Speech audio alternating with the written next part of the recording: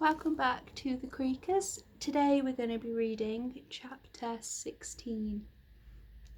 The campfire was warm and cosy, and the smell of toasting marshmallows made Norman's tummy rumble with excitement. He twisted his marshmallow round in the flickering orange flames, getting the most perfectly even toast you could possibly imagine. This one didn't look black and charred like they usually do, and it didn't go all sloppy and fall off his stick. It was golden and crisp. It was warm and bubbling. It was quite simply the sort of toasted marshmallow you only see in your dreams. Which is exactly where it was, in Norman's dream. Suddenly his cosy little campfire was interrupted by the most irritating sound Norman had ever heard. It was like a siren wailing through the sky, filling the air with annoyance. Ooh-ah! Ooh! Ooh-ah! Oh, what on earth is that sound? Norman cried, dropping his marshmallow into the flames to cover his ears as the sound got louder. Norma! Norma! Norma! Norman! Norman! Norman! Norman sat upright in Lucy's bed. Norman, it's me, Ella, Ella called, looking all scruffy and tired. I fell asleep, Norman croaked. Guess so, we both did. You fell asleep too? Uh-huh, yawned Ella, popping on her pink heart-shaped shades to hide her tired eyes from the crack of the sunlight coming in through the curtains, making Lucy's bedroom glow. Where's the jacket? Norman asked, noticing that Ella was no longer wearing Lucy's dad's coat. Dunno, Ella said with a shrug. Woke up and it was gone. Norman's brain was only just warming up. He couldn't work anything out yet.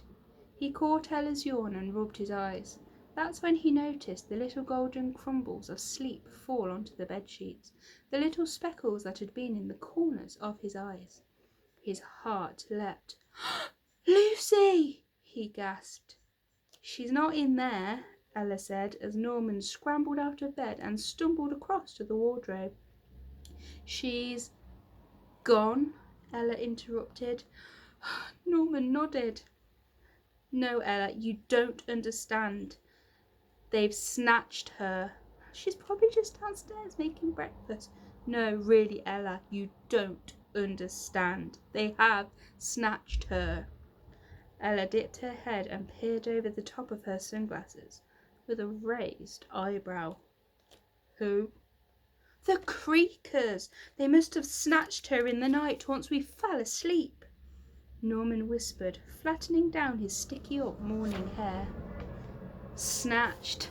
Really? Ella questioned, seeming rather unconvinced.